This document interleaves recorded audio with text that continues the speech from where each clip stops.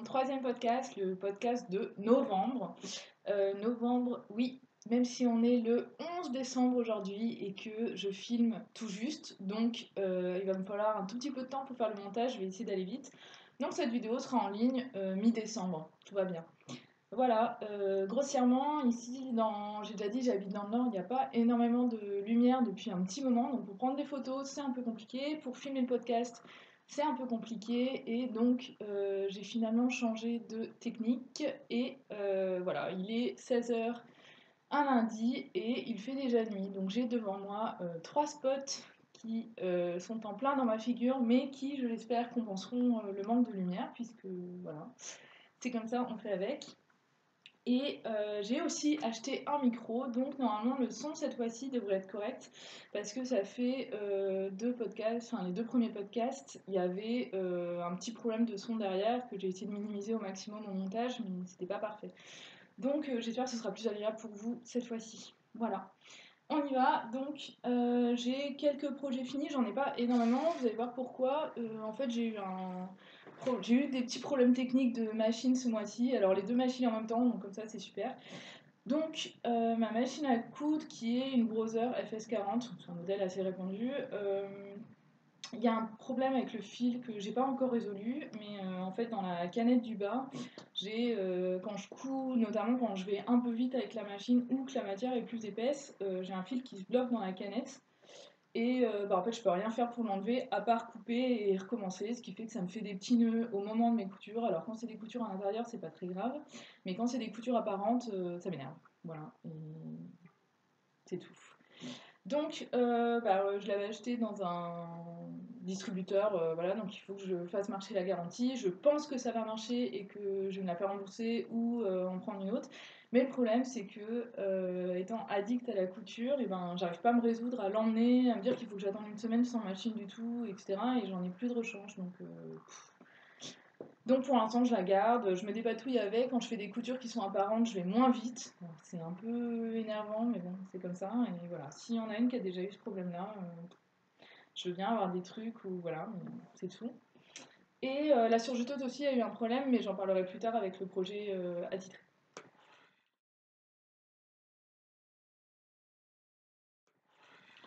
Donc on y va, le tout premier projet c'est le bonnet turban dont j'ai parlé dans mon premier podcast. Donc c'est à peu près le seul truc en tricot que je présente dans mes trucs puisque je ne tricote pas beaucoup, j'avais déjà expliqué.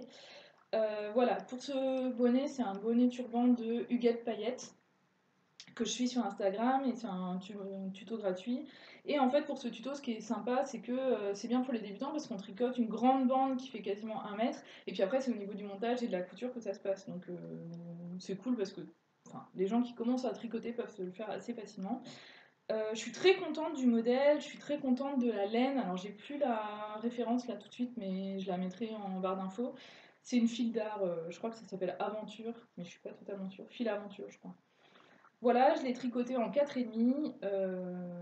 Elle est un peu poilue, je vais essayer de vous montrer comme ça. On voit des petits fils qui sortent et ça c'était vraiment ce que je voulais, donc je suis assez contente. Et c'est assez joli porté. Alors je sais pas si je vous mets une photo ou... Je vais essayer de le mettre comme ça, mais comme je ne me vois pas dans le truc, c'est pas facile. Alors voilà, c'est soit comme ça, soit comme ça. Moi je mets quasiment plus comme ça, mais voilà. Donc en gros, j'en suis hyper contente. Le seul truc, c'est que j'avais regardé parce qu'il y avait un autre site où il y avait les instructions et eux, ils disaient tricoter 1 mètre pour la bande au lieu de 90, je crois, ou 95. Et en fait, moi, j'ai horreur d'avoir la tête toute serrée dans des bonnets. Donc, je me suis dit, allez, fais 1 mètre. Et en fait, non, j'aurais pas dû parce que, bon, il est à ma taille et tout, mais comme il est pas serré et qu'il me tient pas vraiment la tête, du coup, il me tient pas vraiment chaud. Enfin, je pense qu'il me servirait plus chaud s'il serrait bien. Voilà, donc ça c'est un peu parce que j'ai fait ma tête de caillou. Mais bon, c'est tout. Je l'aime quand même et si j'en fais un deuxième, ce qui est fort probable, je saurais que je ferai 5 cm de moins. Voilà, sinon pour celles qui l'ont faite, je veux bien savoir si vous avez le même retour là-dessus ou pour celles qui vont le faire. En fait, au montage, il faut mettre la bande d'une certaine façon et la croiser devant. Et en fait, au moment du croisement, pour coudre, il disait de coudre. Alors en fait, je suis pas très claire. Il y a une couture là au milieu, et en fait cette couture il dit de la continuer jusqu'au bout, et en fait comme il y a le croisement des bandes, bah on peut pas aller jusqu'au bout, donc je sais pas si... J'imagine que c'est normal, donc j'ai pas pu aller jusqu'au bout, mais je pense que ça a l'air de marcher et ça doit être ça quand même. Voilà, donc ça c'est pour le premier projet tricot terminé. Voilà, et quand même je suis une piètre tricoteuse parce que mon point est régulier, ça va, mais alors je tricote pas beaucoup et ça me paraît long et pourtant j'ai pas l'impression d'être si longue que ça. Mais là, la bande de 95 cm, j'ai eu l'impression de faire ça pendant un mois. Alors j'en fais pas souvent, donc forcément ça avance pas, mais quand même, c'était long. Enfin moins long que la couture.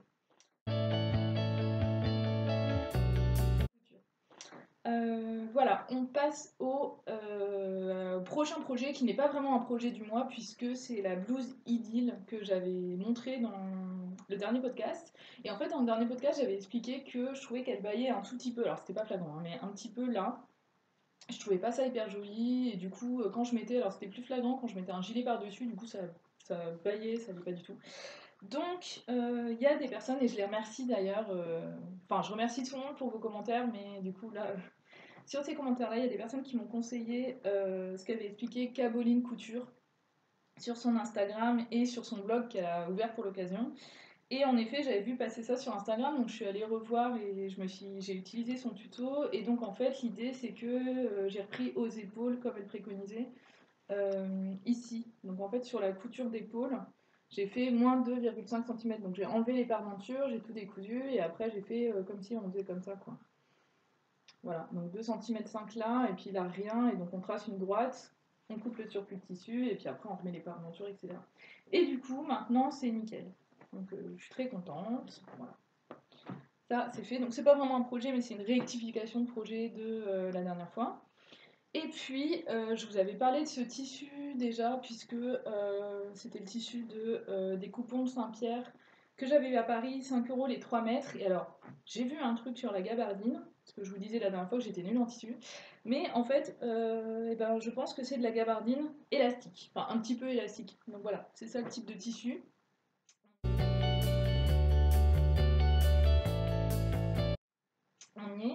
Et donc, dans les projets de la dernière fois, j'avais annoncé que je voulais faire la combinaison Mermoz, qui est... est-ce que j'ai mis le truc par ici? Normalement, j'ai mis des instructions quelque part. Non, bah c'est pas grave, je mettrai une image dans la vidéo. Donc, j'ai fait la combi, donc c'était quand même voilà, le gros truc que j'ai fait en novembre. Et donc, bah, je mettrai des photos et des vidéos portées comme la dernière fois pour que ce soit plus parlant. Mais en gros, ça ressemble à ça. Vous pouvez voir ma petite étiquette. Voilà, je vais pas pouvoir tout montrer, mais je vais montrer peut-être des détails. Voilà, il y a les petits passants que vous pouvez voir là, si on peut les voir, je ne sais pas. Qu'est-ce que je peux vous montrer d'autre? Bon, c'est à peu près tout parce qu'après c'est une chemise normale, le dos il est comme ça, on voit le pli plat au milieu du dos. Voilà, j'ai pas eu de difficultés particulières, j'ai fait tout comme il disait, à part, enfin j'ai fait une modification dont je parlerai après, mais sinon j'ai rien changé, j'ai pas changé la longueur, j'ai pas changé les poignets, et pour moi la longueur elle est idéale, alors après c'est pas très très long non plus, c'est-à-dire que moi ça doit m'arriver là, et j'aime bien comme ça, et puis de toute façon je passe mon temps à remonter mes manches, donc je m'en fous. Mais bah, du coup, je disais la dernière fois que je suis pas très grande, je fais 1,62 m, j'ai pas des bras particulièrement longs du coup par rapport à ma taille. Donc bah voilà, ils sont de la bonne longueur, mais il faut pas avoir des bras non plus immenses ou être plus grande que moi et avoir des plus grands bras quoi. Voilà, que dire, que dire, je vous montre les poignets. En gros, enfin, je suis vraiment très très contente de cette combi. J'avais vraiment envie de la faire depuis un moment et il fallait que je me motive et du coup je l'ai faite. J'ai pas trouvé ça tellement long en fait. Je pensais que ça me prendrait plus de temps parce que finalement, en fait, on fait la chemise du haut et puis le pantalon ça va assez vite. Il y a pas beaucoup de détails, il y a pas de pince, il y a pas de poche, etc. Enfin, pas de poche passe poilée ou dans ce genre-là. Il y a juste les poches sur le côté. Donc, bah, les pantalons, les shorts, je commence à être un peu rodée donc aussi je vais plus vite, mais voilà. Donc au final, après, on rajoute les deux ensemble. Un peu les passants, ça prend du temps, mais bon, c'est pas non plus horrible. Et j'ai tout, enfin, je trouvais que les explications étaient très bien. Voilà, j'ai deux remarques à faire. Donc, les patrons, ils sont préconisés pour une stature de 1,65 m. Et donc moi, je fais 1,62 m. Et en fait, j'ai pas un très grand buste, par contre. Et donc la version short, je me suis rappelé que j'avais aussi fait une modification entre le haut et le bas pour que je puisse la porter et que ça passe pas bizarre. Et en fait, là tel quel, si je ne changeais rien avec la ceinture, c'était parfait, ça allait très bien. Le haut bouffait un peu, mais ça fait joli. Et en fait, le truc, c'est que si vous allez voir sur le compte de M comme Marie, elle en a plusieurs versions, elle les porte pas mal sans ceinture. Et en fait, bon, ça a un petit côté sac à patate. Mais moi, j'aime bien, je trouve ça sympa. J'irai pas bosser comme ça, mais je trouve ça cool. Et du coup, c'est hyper confortable. Et comme je voulais la porter comme ça, bah, je me suis vite rendu compte qu'il faudrait bien que je change quelque chose parce que sinon, ça faisait un trop grand buste. Et du coup, on a l'impression que j'avais un sarouel. C'était pas terrible. Donc, ce que j'ai fait, c'est que. Alors. Je vais essayer de vous expliquer le mieux possible, mais en gros, à l'endroit de la jointure, je mettrai peut-être des photos parce que j'ai fait des photos quand je l'ai fait. J'ai enlevé des centimètres à certains endroits. Donc, j'ai les mesures devant les yeux, j'ai enlevé 1 centimètre devant. Donc, au point du devant, j'ai enlevé juste 1 centimètre de chaque côté, donc 1 centimètre sur le haut, 1 centimètre sur le bas. Sur les côtés, j'ai enlevé 2 centimètres, donc 2 centimètres en bas, 2 centimètres en haut. Et au milieu derrière, j'ai enlevé 3 centimètres donc en bas, 3 centimètres en haut. Et donc en fait, pour faire ça, alors attendez, je la mets à l'envers. Voilà. Pour faire ça, en fait, j'avais mon corps. Je vais y aller. Alors. J'avais donc mon corps et mon haut comme ça, et en fait, tout simplement, bah voilà. Là, on voit le surjet à la machine. Là, bah, je faisais 3 centimètres en dessous, une épingle. Là, 2 centimètres sur le côté, puis j'ai tracé un trait à la craie, puis après j'ai passé ça à la machine, puis à la surjeteuse. Donc c'était vraiment pas très compliqué comme manœuvre. Après, voilà, c'est une modification pour que ça m'aille à moi. Donc dans tous les cas, ce que je conseille, c'est de faire le haut, le bas, vérifier que les deux vous vont bien. Et au moment de faire le haut et le bas, bâtir avec un fil, avec un point large et pas de point d'arrêt. Et puis comme ça, vous regardez ce que ça rend sur vous et vous ajustez quoi. Mais en effet, il ne faut pas hésiter à enlever quelques centimètres selon l'effet que vous voulez. Et encore une fois, si vous la mettez avec une ceinture, elle aurait pu très bien aller comme ça. C'était parce que vraiment, moi, je voulais la mettre autrement. Voilà. Et alors, il y a un autre truc qui est important si vous la faites, c'est qu'il y a un truc qui ne va pas dans le patron. C'est que la partie derrière, donc je vous remonte le dos, si j'y arrive, voilà. Tiens, ça fait une grande pièce à vous montrer, c'est un peu compliqué. Donc le dos est là, et en fait vous pouvez voir qu'il y a une première partie là, le haut du dos, et qu'à l'intérieur, comme la plupart des chemises en fait, cette partie elle est doublée pour que ce soit tout propre. Voilà, et donc pour faire ça, on a besoin d'un bout extérieur et puis d'une partie doublure. Et en fait, dans les instructions, ils ne demandent pas de faire une partie doublure. Donc finalement, on coupe un bout. Et la première fois que j'avais fait cette combi dans la version qui est Bordeaux, qui est en combi short, je m'étais rendu compte qu'il me manquait un bout. Et donc j'avais dû recouper ce bout-là, sauf que comme il me restait pas assez de tissu, par chance dans les chutes, j'ai pu couper 2 moitiés et puis coudre les deux ensemble et faire ma doublure comme ça. Mais voilà, c'est un truc qui manque dans le patron, donc je pense que c'est une erreur. Et bah voilà, si jamais vous la faites, notez bien quelque part qu'il faut faire le petit bout du haut du dos en 2 et non pas en 1, pour pas être piégé après.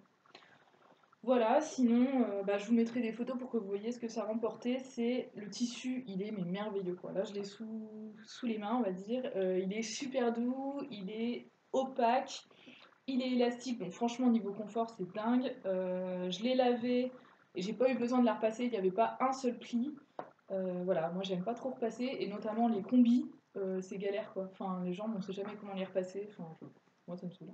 Voilà, donc là c'est quand même du bonheur. C'était pas hyper agréable à coudre. Enfin, c'était très bien pour la blouse idylle.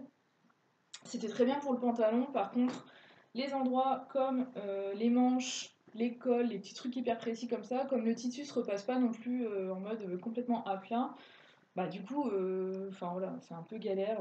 Mais on y arrive, c'est pas non plus infaisable. Voilà, je l'adore. C'est mon projet fétiche. Et j'ai pas montré, mais bon voilà, il y a la ceinture qui va avec. Et qui est très bien. Voilà.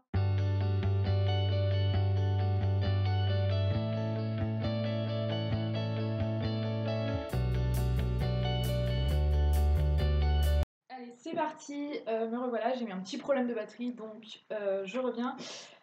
Je voulais vous parler donc du troisième projet deuxième, que j'ai fait ce mois-ci. Donc c'est une petite salopette en taille 4 ans. Donc c'est pour un petit garçon et c'est une collègue qui m'a demandé. Parce que en fait elle expliquait que dans le commerce elle avait vachement mal à trouver des salopettes pour les enfants qui ne sont pas des tout petits en velours.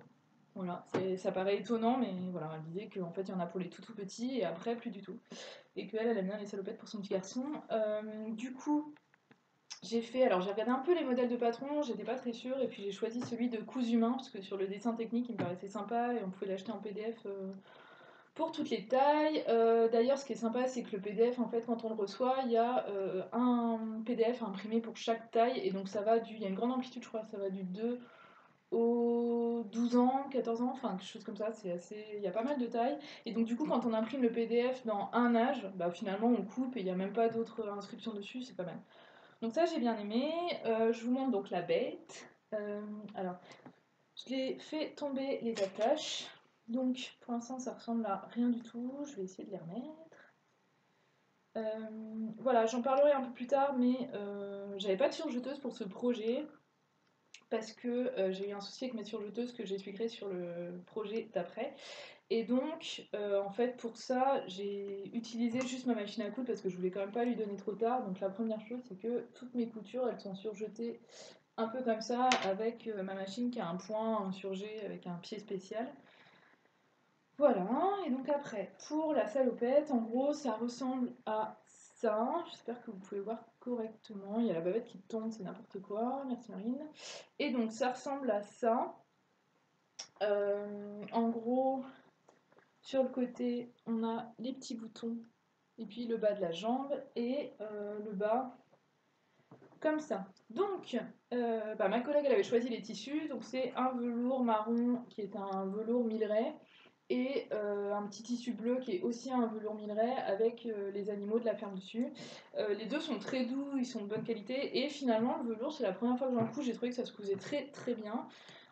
J'ai suivi complètement le patron, j'ai pas fait de modification à part, j'en ai fait deux petites en fait. La première chose, c'est que sur le devant, avec la braguette, vous pouvez voir que il y a la ligne principale de couture, et moi j'ai rajouté le dessin de la braguette à la machine avec, parce que comme c'est pour un petit garçon, je trouvais ça plus masculin.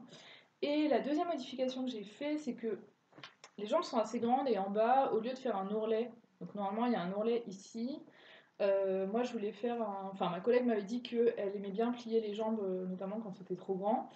Et du coup, j'ai fait en sorte que quand on rabat les jambes, ça fait un joli petit rabat comme ça.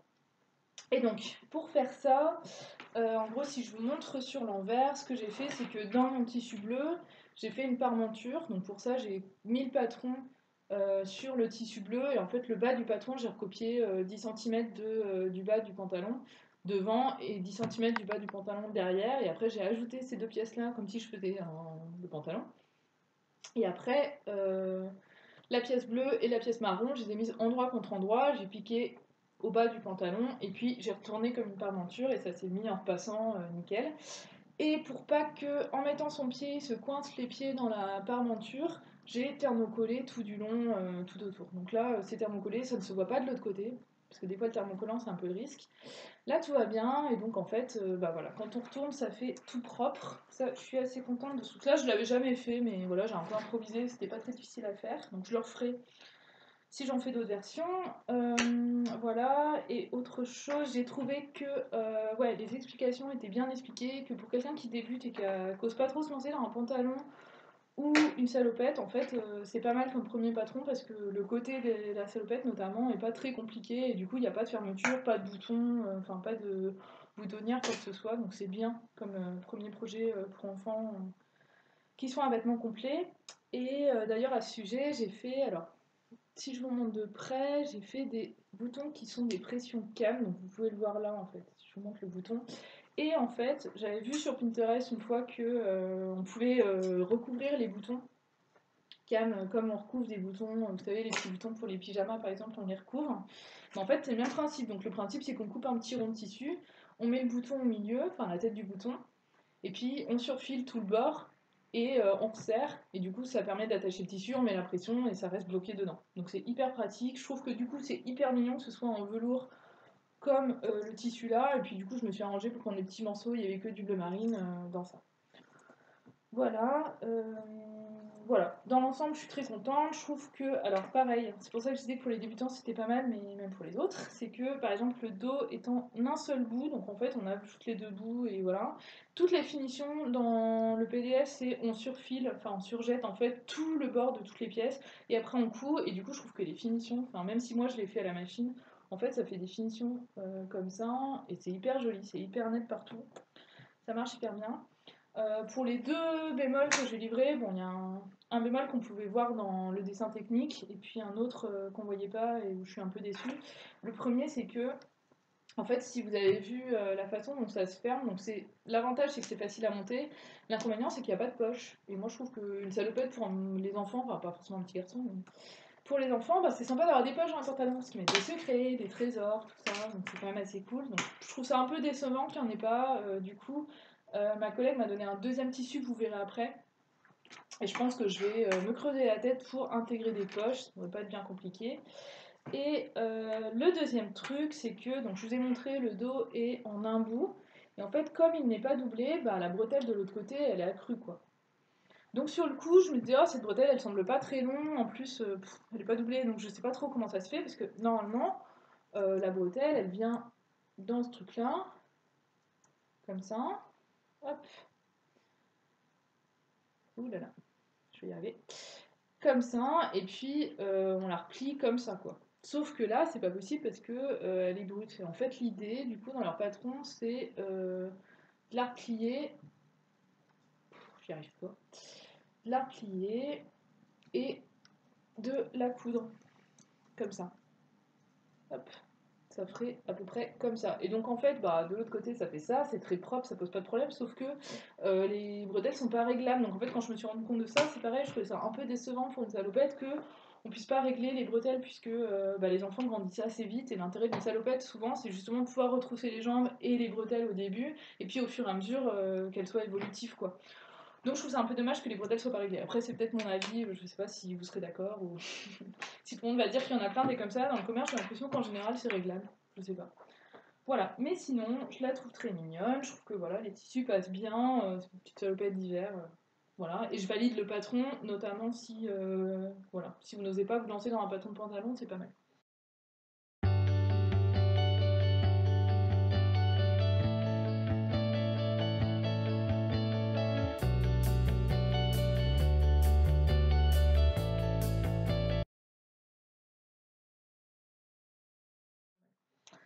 Voilà, on va passer aux encours, puisque bah, je vous l'ai dit, j'ai pas beaucoup de projets parce que j'ai un problème sur ma machine et que j'ai eu un problème sur ma surjeteuse que j'expliquerai. Voilà, le premier encours, je vais faire comme tout à l'heure, c'est un projet tricot. Alors, c'est un truc pour mettre sur la tête comme le bonnet, sauf que c'est un bandeau parce que je tricote pas beaucoup, ça me paraît toujours hyper long. Et qu'au moins là, voilà, c'est un peu plus rapide à faire et voilà, je suis assez confiante. Bien que, en fait, quand je regarde mon bout comme ça, je me dis que finalement, si je faisais un gilet berger un peu dans ce tissu-là pour un bébé ou même un truc avec des manches, c'est pas non plus tellement plus grand, genre du 3 mois, c'est quand même assez petit quoi. Donc ce serait faisable. Mais bon, d'ici là.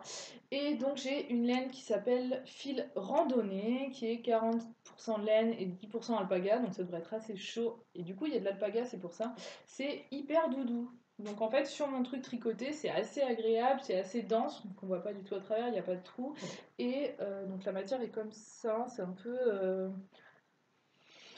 écru, foncé, beige très clair, avec des petits bouts de camel et des petits bouts de beige et des petits bouts de noir, un peu des petites mèches qui dépassent. Je trouve ça super mignon. Et en fait, avec ça, je fais un bandeau. Donc vous pouvez voir que la bande est assez large et donc en fait, ça prend toute la tête. Et il y a un nœud ici. Alors, c'est pas un nœud comme ça, c'est juste un nœud dans le bandeau. Je vous montrerai une photo maintenant. Voilà, et donc du coup, bah, je vais finir de tricoter ça. Le seul truc, j'en reparlerai, mais le seul truc que je ne sais pas, c'est que dans le tutoriel, ils disent de tricoter toute la pelote. Donc moi, il me reste un petit bout. Et il n'y a pas plus d'instructions, c'est-à-dire qu'on ne sait pas combien de centimètres il faut que ça fasse. Donc si ça marche cette fois-ci, je pense que je noterai combien de centimètres il faut, parce que moi, tricoter une pelote, ça me paraît pas être une science exacte. Mais bon, après, voilà, je sais pas si toutes les pelotes font Nombre de mètres à chaque fois, là il y a 50 grammes. Voilà, s'il y en a qui tricotent parmi vous, je veux bien plus d'informations à ce sujet parce que je me rends pas bien compte.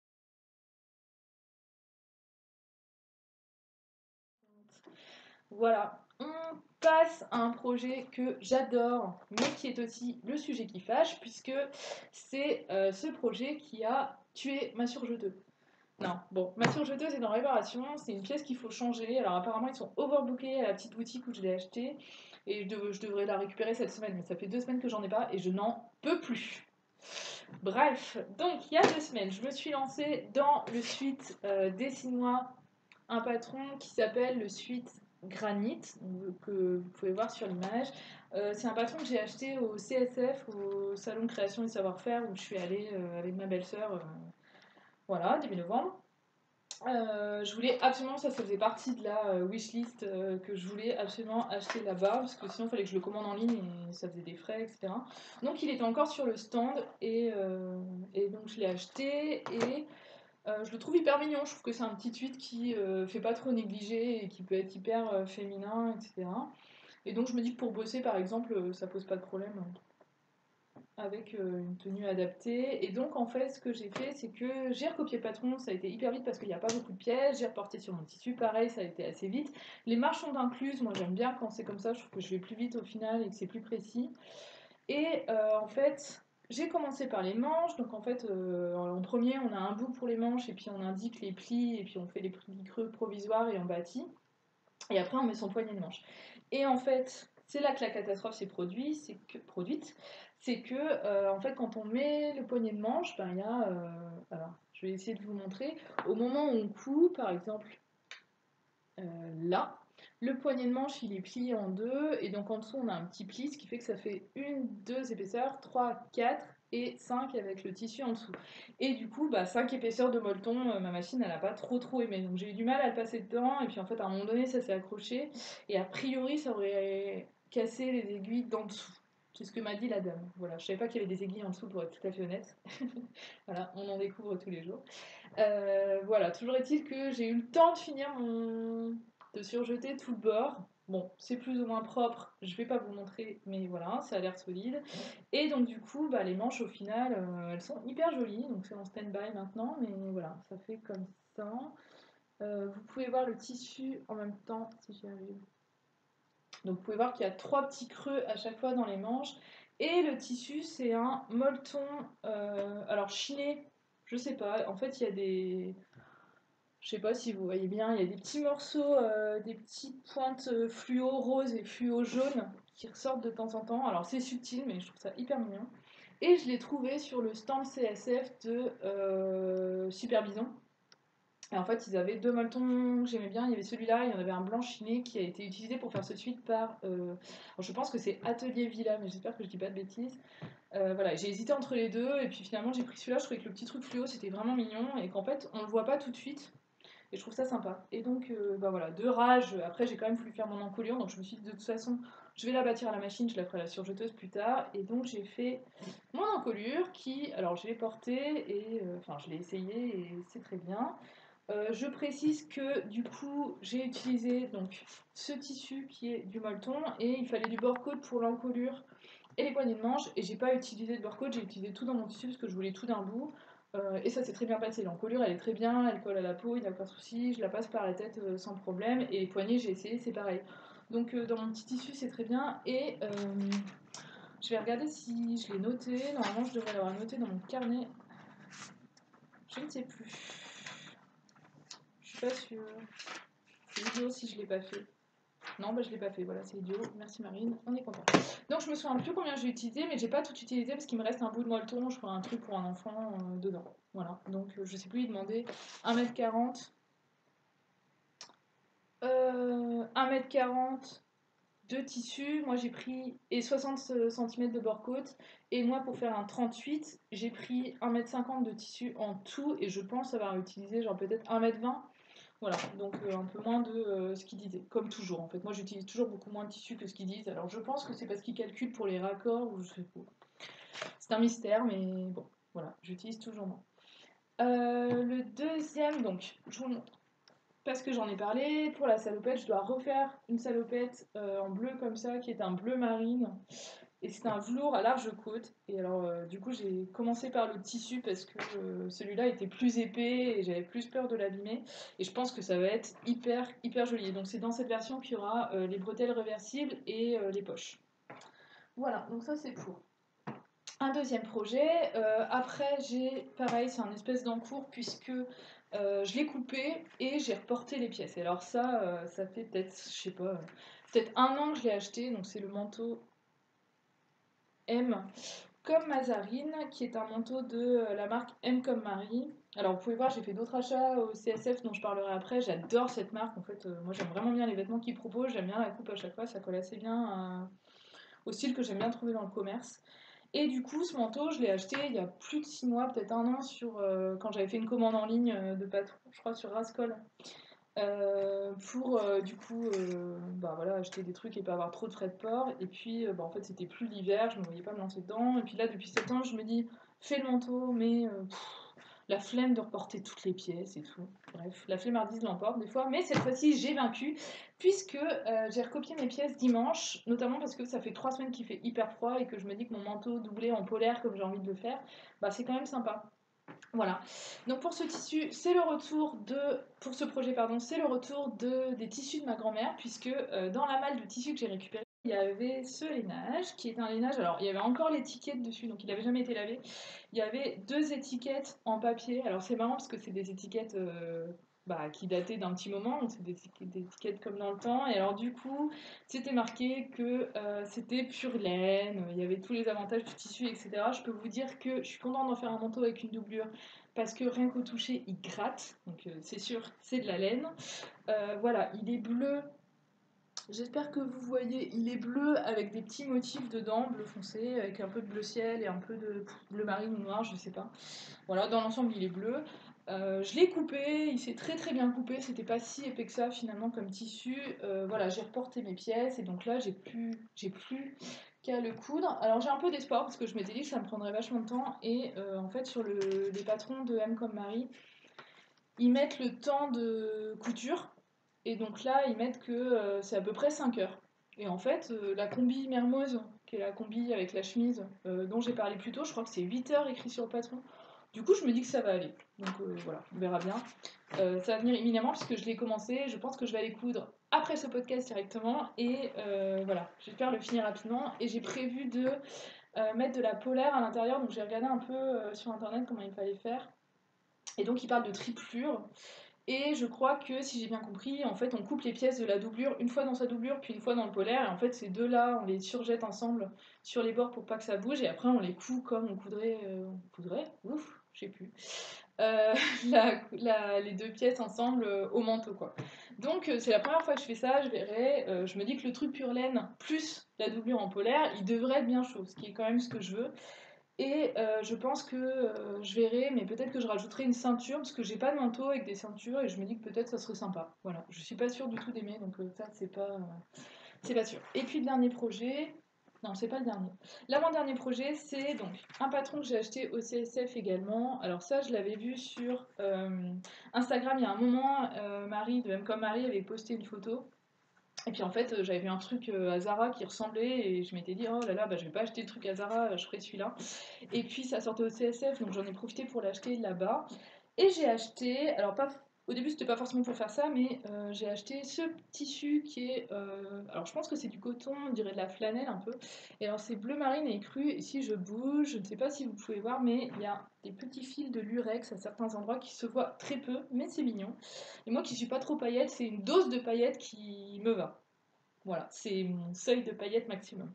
Voilà, ce tissu a l'air très bien, du coup je voulais faire ça dedans. Et puis j'ai vu les versions de la blouse Elisabeth de République du chiffon et notamment celle de, toujours, j'en avais parlé dans mon premier podcast, du blog des petites choses et Instagram petites choses. Et alors sa version, c'est un tissu d'atelier brunette, c'est hyper joli et du coup je me tâte à faire dans ce tissu là, notamment parce qu'il y aura les rayures peut-être dans un sens puis dans un autre et je me dis que le jeu des rayures ça peut être hyper joli. Donc à voir, on n'est pas à l'abri d'un changement d'avis inopiné de ma part. Voilà. Et le dernier projet, donc là c'est déjà coupé, et en fait j'ai déjà quasiment fini le haut, mais je voulais pas, comme c'est un truc que j'ai fait début décembre, je voulais pas tricher, donc je vous en parle maintenant.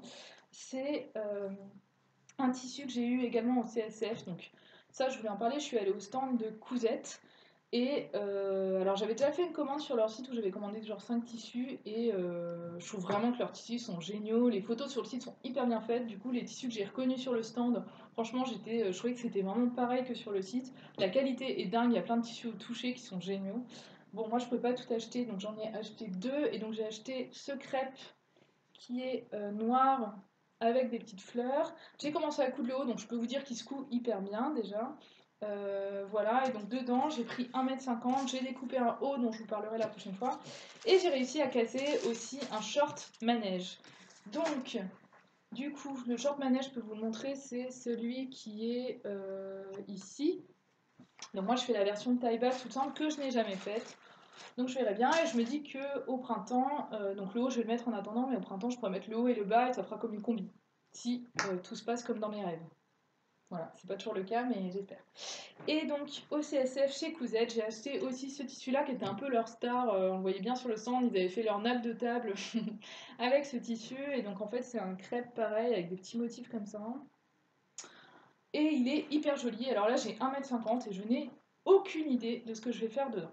Donc si vous avez des idées, dites-moi. Peut-être un M comme miroir. Ma belle-sœur elle a acheté ça, donc je vais avoir le patron quand j'irai la voir.